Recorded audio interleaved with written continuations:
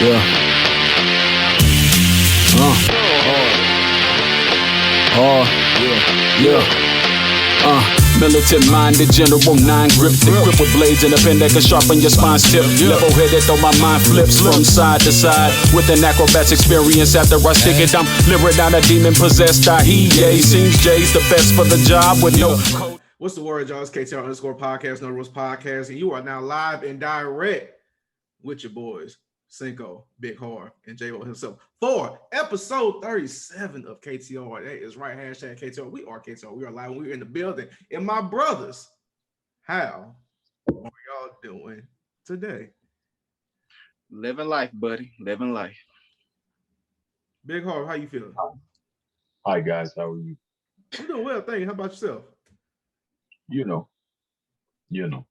Living? Cool. We know you're living, you're well, you're happy, you're here, and we're going to get this thing started. But before we get into this episode real quick, y'all can just do this one set. The hell? You can't be blowing to the microphone while we're recording live, man. You know this is a whole... dust on it. Oh, my God. What the hell? All right, before we get started this whole shebang in episode until Harv comes back and get his life together, please do this one simple thing for us real quick. Follow us on all social media platforms, KTR underscore podcast, Twitter, Instagram, No Roast Podcast, Facebook, YouTube, No The Roast Podcast on all podcast platforms, Google Podcasts, Spotify, Anchor, Apple Podcasts, Podbean. We are on everything. And don't forget to get your merch at prowrestlingtees.com/KTR podcast. The Cuban guy show, you know. Pay good money for this. But anyway, we finna dive into this episode real quick. And let's talk about something real quick. Something that got brought back, something that was, asked for a good minute now, it's for it to be consistent because it has been brought back recently in the past, but it just hasn't, I feel like, to me personally, it hasn't been living up to the status and hype that it's supposed to be. And that is the King of the Ring tournament. I feel like, no disrespect to WWE and everything. I respect the craft. I love the craft. I love wrestling. I love entertainment more importantly. But I just don't feel like there's enough push behind this tournament. I don't feel like there's enough kick behind this tournament. This billion-dollar organization, business, whatever, has all the tools, has all the marketing, has all the social media, has all the pieces, to push something that they want to push if they wanted to, instead of the superstars trying to push the tournament on their own. Because I'm not going to lie to you, this King of the Ring tournament is worth looking forward to and hearing about because of Xavier Woods, all hail Woods. We hope you win. Shout out to you, good sir. But on the other side, now they showing some love and respect to our women. Now they brought the Queen's Crown tournament, and that I feel like that personally has been lackluster as well. And I'm just something about the way, like, the setup of the tournament. It feels off. I don't know if it should have had like more wrestlers in it, or I don't know. I'm not gonna say nobody's qualified because you're obviously qualified if you're on the main roster, you're on WWE and everything.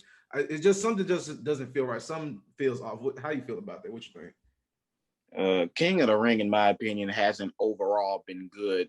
They moved away from having King of the Ring in one night. With them putting so much space and time and weeks in between, it kills the bill. And then what they're doing this year, I agree. All hell Woods if he does pull off the victory against Finn Balor. But I mean, even this tournament for the Mahal first, actually. Say what? Jinder Mahal first. Well, we'll find out on Monday. Whatever. Like, nah, the build will be so pointless if Mahal took out both Kofi and Woods, and we all know we need Woods. It doesn't mean that Woods is going to win, but he has to at least beat Mahal. That's a different conversation. And then even with the women's side's been lackluster. The whole SmackDown side was just pointless. Like, Toni Storm lost. She may not have won, but she should not have lost. Liv Morgan lost. So the two people that advanced, the two people who honestly should not have advance through. Then Zelina Vega, she gonna lose to either Doudrop or Shayna Baszler, whoever wins. There's no real build excitement to it. But like I said, it's not just because of the tournament this year, it's because of all the other tournaments leading up to it. And then you brought up a good point, Cinko. One of the reasons why I think King of the Ring is also not excelling is because WWE is only doing it because the fans asked for it, not because they have focus in it. Like if you look at 205 Live, they brought that back because the fans wanted it, not because they actually wanted to do it. And we see where 205 is going.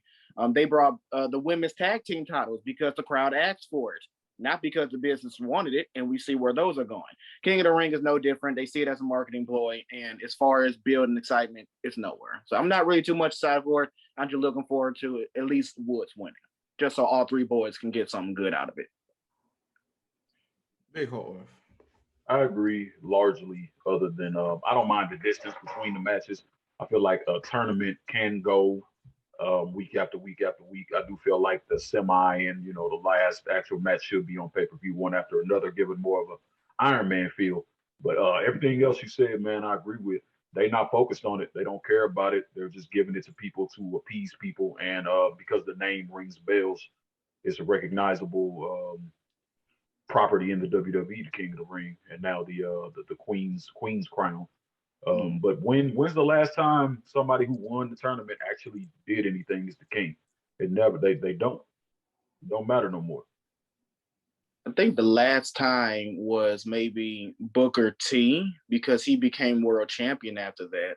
But I remember when Third won after that, he didn't get it. William Regal won after that. Sheamus was already a former WWE champion, but I don't even think he won a mega title after that. So yeah, so at this point, King of the Ring doesn't really mean, oh, you're going to support the main event. Yeah, it doesn't really mean anything. It's just a prop. It's another prop to give somebody. Just for what, a year? Thing just to put, just call himself King something. Just King Corbin didn't do anything. King Nakamura didn't do anything. None of it. They just put the King on the end of the name, wear the crown out for a little while, act royal until they come up with another trash gimmick to give them to take the crown off. It's pointless. It's sad that it's pointless because growing up as kids watching that, man, King of the Ring tournaments used to be raw. They had pay-per-view for it. You knew that the King was gonna be about something the next night. You know what I'm saying? Like it's weird. It's weird to me watching it now. Bro, I forgot all about Corbin winning the King of the Ring tournament. He lost his crown to Nakamura. so Nakamura wasn't even a real King of the Ring. He just had the crown. So if you're like, that's just another thing. That's just like slightly another mid-card title without being a title. Yeah. Yeah. So they might be looking at it that way, possibly. Mm-hmm. Yeah, but I don't know. Well, Do they need any more of that? Do they need any more of that? Mid-card, I mean, in a sense, yes. Because of the fact, I mean, just how it looks like right now with like how they currently build or attempt to build storylines is just another cop-out of like finding a way to put somebody in the storyline without even trying to put in the storyline. Like, oh, have this person take a crown, without actually trying to way develop something. Too many prop titles now, man. They got the 24/7. Cruiserweight don't get used. NXT UK title come out every once in a blue moon. They got way too many titles. They was messing with the $1 million championship. It's pointless. And it's all for the same stuff. You got to separate NXT from WWE because it's no. Yeah, now you do. It's a completely separate. No, because the same thing applies to that title. It doesn't get defended as often as it should. That's what I'm saying. For it to be a title, for it to hold weight, yeah, the match that just happened with Walter and dude who took the title off of him was good. But what happened before that? COVID. What was happening before that? COVID. It's just there.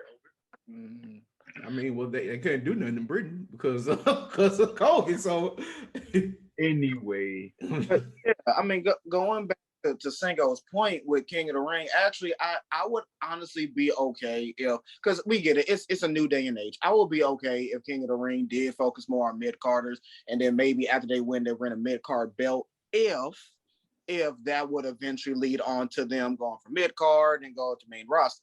But I mean, it's not going to lead anywhere. That's my overall thing. If it did, then I would actually be on board.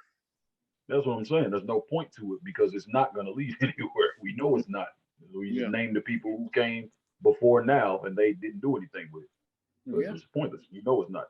So there's no point to it. Okay, since we're talking about building up and leading to the future, let's talk about this real quick. Mm-hmm. In the space that the WB is in currently right now. And I was just thinking about this one day as I was just, chilling in the bathroom, sitting in the toilet, mind my business.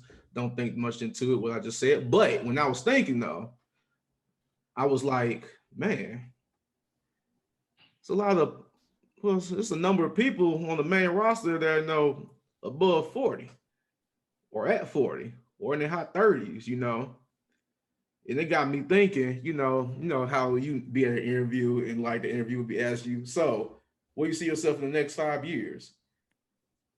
It's a question for WWE. Where do you see WWE in the next 5 years?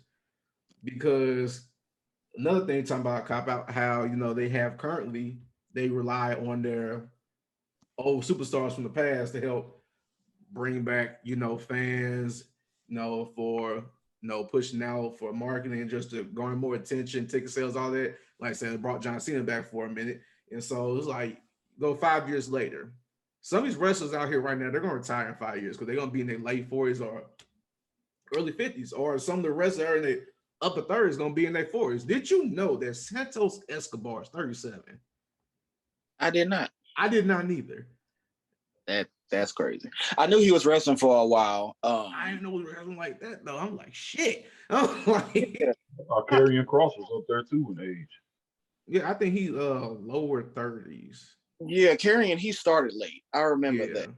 And King Cuerno or Escobar, I remember he was, of course, on the Mexican scene and then in Lucha Underground, but I didn't know he was pushing 37 already.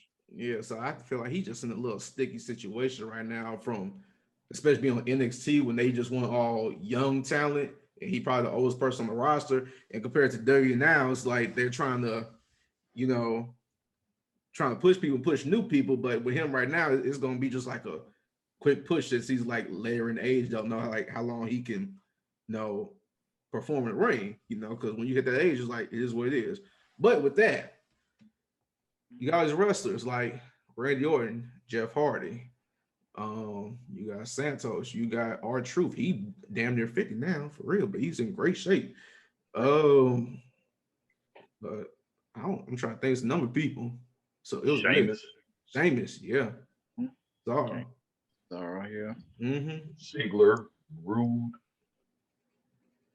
A lot of people that you see on the main roster. The more you think about it, the more you can name. Exactly. So with that, is the future of the WWE in danger possibly because of the development of the superstars that they try to do? Like, where do you see them in 5 years? Let's ask that question. They're gonna keep trudging along, man. Like it's a factory. They're an actual wrestling factory. They're never gonna run out of people that want to work there. They're never gonna run out of people willing to work there. So I don't think they're gonna go anywhere, but the quality is gonna continue to drop. That's really all I see in the next 5 years is constant drop in quality. And there's not really much more they can do to drop in quality. They have some promising people, and it really, time's gonna have to speak for them. We're gonna have to see what they do when they get those opportunities. But from what I'm saying, I'm not impressed by really nobody down there in new NXT. They don't push the people that they have enough now to what the whole subject, what we're talking about is age. And the people who are really good are pushing 40 or in their 40s, and the people up under them aren't quite there because they're not getting the development that they need, especially on the microphone. Even if they're good in ring, they are not up to snuff on the microphone. There are no more Rocks. There are no more Cenas, no CM Punks, nobody that can talk like that. There's none. And they're not giving them the opportunity to really blossom like that. They don't get to go out there and be themselves. Yeah. It's way too gimmick heavy. I don't have confidence that it's going to be good content in the next 5 years, but I know for a fact they ain't going nowhere. I agree. To answer Cinko's question, 5 years, Cinko's favorite wrestler, Dominic, is going to win the Royal Rumble, and he's going to beat Roman Reigns for the WWE Championship at the time, and he's going to retire Big Dog. That's probably going to happen. Almost muted you. Almost did, but I'll let you talk because we need the content. So yeah, continue. I'm kidding. But I know.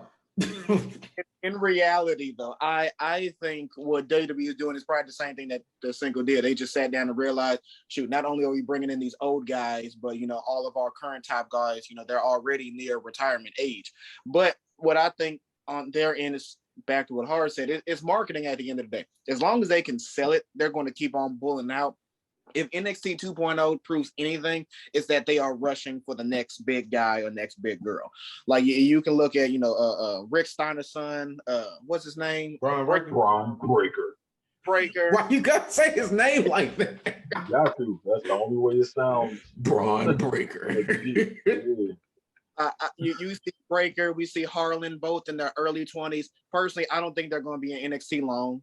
I don't. I think that Vince is going to take them and move them straight to the main roster just so they can start focusing on the next potential big stars.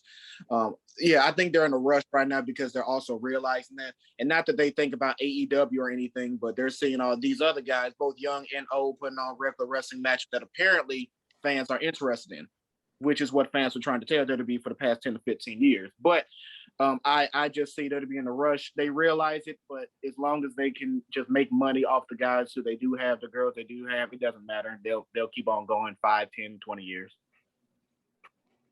Mm-hmm. And with that, I see, like you say, they are rushing in a panic situation. But let's touch on that NXT 2.0 real quick. Because, I was worried, I'm not going to lie, I was worried when they cut all those people, kicked all the regular roster that we were used to out of, it eventually built up to that, like over a 2-year span, from the cuts, the budget cuts, whatever they said, the roster cuts, and they really just clean house. Just like a very, very, and just for people that was waiting for their contract to expire, just to leave. There is hardly noticeable from what it was last year to this year. It's a real big difference. But with what they're doing right now, it's not bad. Like I said, they're turning to more of a development, circuit right now, which I get. At first we were like, damn, this kind of messed up that they just cutting all these people, because we looked at NXT just as a whole new brand, as they were treating it, and as the other wrestlers on that brand were treating it, and they weren't going anywhere because they didn't want to go anywhere because they liked where they were at and they want to move to the main roster. So in a way, I kind of see why they made that move, because so they could make room for all the new recruits that they did bring in and sign to help develop them and help bring to the main roster. But with that, they kind of dropped the ball, because if they just had let the wrestlers be themselves or how they were at NXT and actually let these guys perform like how they were on the main roster, WWE would be blowing AEW out the water right now. Easily. They had so much potential in the roster that they did have that was on NXT that could be on the main roster. I still think about, like, if Undisputed Era was on the main roster right now, and they actually treated Adam Cole like he was a top guy and not like a small person. He's not really small. He's 6 feet tall. It's like if you could put the dirty title on AJ Styles, you could put it on Adam Cole. Not saying Adam Cole was on AJ Styles level, but he could have got there. Not gonna lie, that could have been a whole stable right there with that. Fish and little dude, what's his name? Roderick Strong, tag team champions, and you could had O'Reilly be the mid card. And if y'all wanted to break them up, that would be the perfect opportunity to break up with O'Reilly and Adam Cole, and just disperse it that way. And then y'all do what y'all want. How y'all like to do and stuff. And y'all could have Adam Cole start and everybody else just disappear and defer, whatever. But getting back on topic, I like what they're doing right now. Braun Breaker, he's looking promising in how he is holding himself and how he is presenting himself as a character. We're gonna see how long this yelling persona goes for, and see if it's more entertaining and good. I love Lash Legend. Oh my god.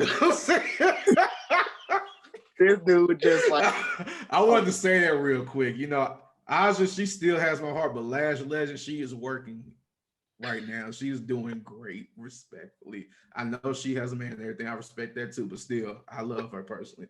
But moving on from that, like I said, like NXT 2. Oh, shout out to Carmelo. I'm sorry, shout out to my boy Carmelo Hayes for getting the North American title. Big ups to him. Like I say, NXT it's looking good right now. It's just up from there. What y'all think about it? Or if you want to go first, Shout out to Lash Legend again. I'm sorry, you are beautiful. Look, man. Respectfully. Anyway. Aja, you're beautiful too. Respect. Anyway. I'm sorry. NXT is now my least watched goddamn wrestling show. I'm not a fan. I thought you said Impact. Nope. NXT. Mm-hmm. I'm not a fan of it. Like I still don't get. I get why they did it. They just didn't do it right. I'm not a fan of really any of the new cats they brought in. Carmelo Hayes, cool. I'm interested in Breaker just because he's Rick Steiner's son, but I don't really too much like him. I don't see too many positives. I mean, yes, wrestling school, they're gonna learn. Hopefully they learn to do better, but it's not something I want to watch on TV versus something that was a complete show. You know, it's not the same. It's not supposed to be the same, but it's not for me. So, you know, you do that behind it. You do that in the PC. That's what that's for. The PC's for the training. That's where you develop the wrestlers. Y'all have created a brand new brand, and you should have kept it that way. It developed into something you didn't intend for it to develop into, but it brought you money. It brought you fans. It gave people work. You had more creativity there. I see more positives the other way than I do this way. So I'm not a fan. There you go.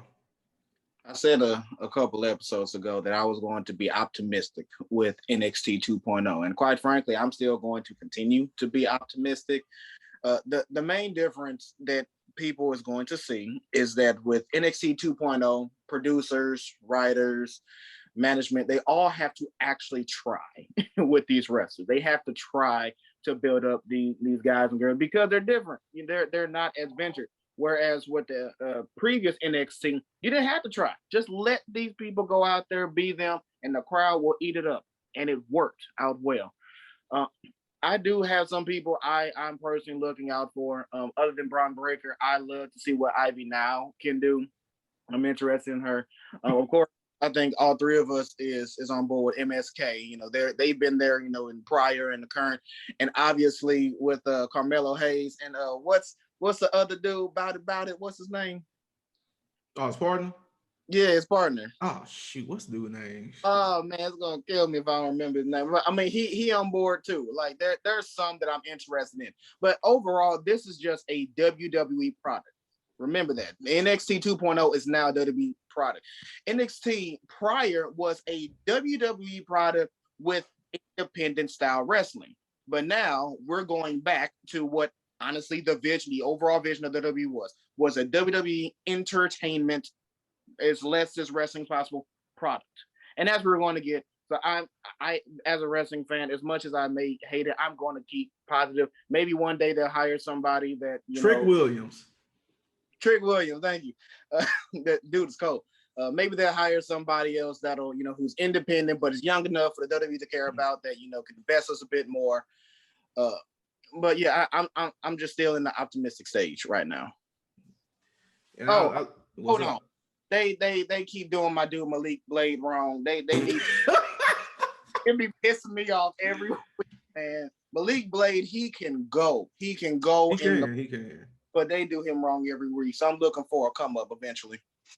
No, never mind. I'm not gonna speak on their mind. Yeah. But anyway, just moving on from there. But like I said, I agree with you. Like being optimistic, I see where the whole NXT 2.0 thing is going with their dynamic. But with that, I don't think they should have did that while they're still on live cable television. Yeah. If it's from a money standpoint, because this is hurting. I mean, hopefully it builds back up, but it's going to hurt ratings because it's a bunch of new faces that really nobody knows yet, and the only thing about this, not the only thing, but one of the main things that's keeping it alive is that they just got a very few amount of veterans on NXT just to keep it alive, like with Giant Gargano and Loomis and Hartwell, and you got Ciampa as well. It's like that's like the core right now. That's like keeping it because you know of their names at least, but everybody else is just like, who the hell is this? It's like you're watching NXT probably like a month or two ago and just seeing all your superstars on there, and then you see it now. It's like, what happened? So yeah. So if they were looking at it that way, they should probably if because NXT was remain on when they were on USA, if this remained on USA Network, they should just kept it the way it was and the way they're utilizing these people on NXT 2.1. Because I understand they're just putting them on TV and doing this as practice, but you can't. I don't really necessarily agree with getting practice on live cable television. Do you think it should have been like on the Peacock app or something where you can just see it, you know, so like something like NXT PC or something like that, you know, that like they're making like a developmental thing. Because it's like with the NBA, they got their G League, you know, their developmental league. That's now on cable TV. You got NFL with their practice squad, the Canadian leagues. That's now on live TV. You got baseball. They got the minor leagues, the AAA, AA. That's now on live TV. If you wanted this practice, they should just did this behind the scenes, you know, at the PC on their own time to help develop and just do like mock shows and stuff like that. They're already inviting fans in the Orlando area or that go to school at Full Sail to these shows. So that's your audience right there. They could have practiced behind the scenes. I just don't agree with it being on live cable just yet with a bunch of raw talent. Do you think NXT is going to stay on television going forward? Eventually? No. Probably not, unfortunately. Because like I said, again, like they're in a rush right now, like you said. And so like the stars that you see right now on the new stars, the faces that are blossoming fast, they're gonna be on the main roster soon. Yeah. Yeah, so like Ciampa, he's gonna be gone because he's older. What's his name? Johnny Gargano and his wife, they're gonna be gone because the contract about to be up. And he's older and they're probably not gonna want to resign him. Escobar gonna be gone because of his age. Then now you got the lighter stars. You got Brian Breaker, who looks promising. He's gonna go to the main roster because of his stature and everything. You got Carmelo Hayes. He's gonna go up to the main roster, SmackDown, more than likely, just because of that. Then it's like, what you got left? Now you're still trying to develop and brand what you got. So, unfortunately, if ratings don't improve or they just don't figure out a way to like build it up, it gotta go back to the Peacock network. Like how NXT was before. Because the reason why they put NXT on cable TV was because of the talent all they had over there. Shoot. Now it's just like not no disrespect at all to the new talent right now, but it's just like it is what it is. Like they're trying to build up at the same time. When in the past, they just brought over big names to this division and it just garnered attention that way. Not saying like, I mean, just being honest and real. Everybody doesn't know who these people are. We know them because we're actually wrestling fans and we look into the independent promotions, but everybody is not like that. Mm-hmm. Yeah. So you're just looking from the outside in, just looking at the whole big shebang that way. That's just how it is. That's how it's going to be. Exactly. So I hope that NXT 2.0, no. I mean, it's good. I like the product. I like what they're doing right now. I hope it excels and succeed. But it's just a matter of just like sitting down and actually getting that plan together. Honestly. If they want NXT to succeed, they have to see it as a brand and not as a developmental, developmental site. That's the only way. And overall, we all know that they're not going to see them as a brand. As a matter of fact, even when NXT was putting on way better content than both Raw and SmackDown, they still never truly acknowledged them as their own brand. So they didn't do it then when they were definitely bringing in the revenue, when they were bringing in the views, when they were putting on star-studded shows. They're definitely not going to see it now as a brand. They're just going to keep seeing it as a developmental. So because they're only going to see it as developmental, yeah, it's like I said, I want to be optimistic. I really do. But with that future, I just don't see anything with it. Right, because it was real live when NXT came on the scene to the main rosters, invaded both shows, and was on Survivor Series with them at that. Yeah. Didn't they win that night? They did. Yeah. They did win. Yeah. It is what it is. But moving on from that, we have a quote unquote pay-per-view coming up in the middle of the week on a Thursday at 11 o'clock Central Time in the morning at noon on the East Coast. Wow, dude. At 9 a.m. on the West Coast. But yes, Crown Jewel in Saudi Arabia.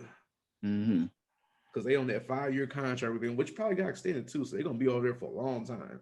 But they have 1, 2, 3, 4, 5, 6, 7, 8, 9 matches on the card. Yep. We're just going to go through the match card real quick. Just get these predictions out the way. We're going to put the predictions out for y'all, on the social media page. So be on the lookout for that. But first, we're going to go start the big shebang. The Universal Championship. Roman Reigns versus Brock Lesnar. Who you think? Reigns. Yeah, Reigns. Right. It ain't time for Lesnar to do nothing yet, especially not in no Crown Jewel.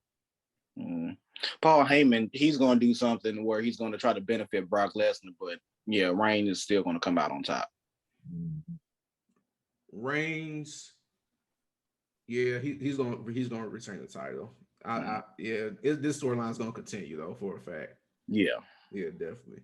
Next match, SmackDown Women's Championship match: Becky Lynch, Bianca Belair, Sasha Banks. Sasha Banks.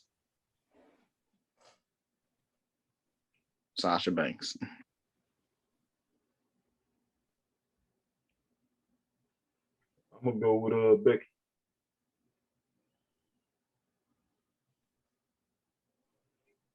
It's tough. I ain't gonna lie. I'm gonna go. Go ahead. I'm gonna go Bianca. All right. So hold on. The only reason why I said Sasha is because both Becky and Bianca's going to Raw. So it wouldn't make sense for them to carry the belt unless they want to extend. They're going to switch the titles because Charlotte on SmackDown, she got the Raw title. Yes, but Charlotte's about to lose the belt to Bianca on Raw. They have this women's championship matchup on Raw right before Crown Jewel. I honestly think Bianca going to win the belt and then Sasha going to win to keep it on SmackDown. That's honestly the easiest way to do it. Damn, I ain't think about it like that. Good point. I'm still saying Bianca, though. I'm still going to go with Bianca. All right, next match we got on the card. My phone just went out. Let's see here. Oh, yeah, the WWE Championship. Big E versus Drew McIntyre. Who you think? Big E. Big E retained, yeah. I'm going to go with Big E. Yeah, I'm going to go Big E. That name. Raw tag team titles: RK Bro versus Styles and Omos. I don't know, that one's up in the air. It can really go either way. I don't see AJ and Omos lasting too much longer. Nor do I see RK Bro lasting. But I'm gonna go with. Yeah. I agree with you. I don't see neither one of them lasting much longer. Yeah, I don't know which one's gonna win that one. I'm going with Randy. Yeah. Of course. Yep, I'm gonna go with Randy Orton. Yeah. I'm gonna go with RK Bro just because I don't really see him switching the titles. Cool. Next, no holds barred match: Goldberg versus Lashley. I choose a nap. I choose a long, hard nap. Geez. Okay, I'm gonna go with Bobby. I feel they're going to give it to Goldberg because You just say two people. I pick one. I'm going with Lashley. I'm gonna go with Lashley regardless. Goldberg for me. Harv, please pick one and don't say a sleep or a nap. Just say 1 to 2 names, please. Just make it easy for us. Shit. Never Oldberg, that's for sure. So yeah, Lashley. All right, thank you. All right, Hell in a Cell match: Edge versus Seth Rollins. Seth Rollins. I think Seth needs it, but I'm gonna go with Edge. I'm gonna pick Edge too. Yeah. All right. Next up, we have the King of the Ring tournament finals: Finn Balor versus Mahal or Woods. King Woods. Let's go. I'm going all the way. Let's go, King Woods. Balor. I'm going with Finn too. I'm sorry. I'm sorry. I want Woods to win, but I want Woods to win. That year WrestleMania when Kofi won, I was the only one who voted for him. I'm gonna do that same thing for Woods. I'm going for Woods. All right, cool with me. Queen's Crown Tournament: Zelina Vega versus Baszler or Doudrop. I mean, I really don't know who's gonna win between Doudrop and Shayna because I also could go either way. So it's gonna be one of them because Zelina Vega. It's one of them. Yeah, I'm going with the Queen of Spades. I'm gonna go, you said you're gonna go who? The Queen of Spades. Yep, that's Shayna Baszler. She's gonna add on to her gimmick already. Yeah. And last but not least, Monsoor versus Mustafa Ali. I mean, it's kind of a given right there. Mansoor. Mansoor is his home country's. He's undefeated in Saudi Arabia. Now we think about it. He won the tournament. He beat Cesaro. He's gonna win this year. Yeah. That's a no-brainer. I mean, that'll be just stupid. No offense to Ali, but it'll just be stupid if Ali won that one. Right. Mm-hmm. Wow. You almost said something inappropriate, but yeah. Yep, Ali's not gonna win. We just gonna keep it off. All right, we're just gonna hold it after the show. Cool. And speaking of after the show, that is all the time we have for the show for episode 37. Thank y'all for listening. Thank y'all for tuning in. Thank y'all for checking in with us. And before y'all sign off, do a simple thing for us real quick. Follow us on all social media platforms.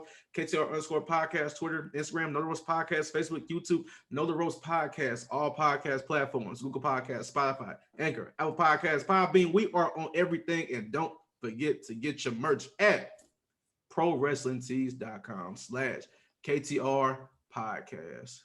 Cuban link sold separately. This is episode 37, KTR, #KTR, Know the Roast Podcast, and we are out. What should they do, Big Harv? You don't have to stunt with the Cuban chain if you pump those numbers.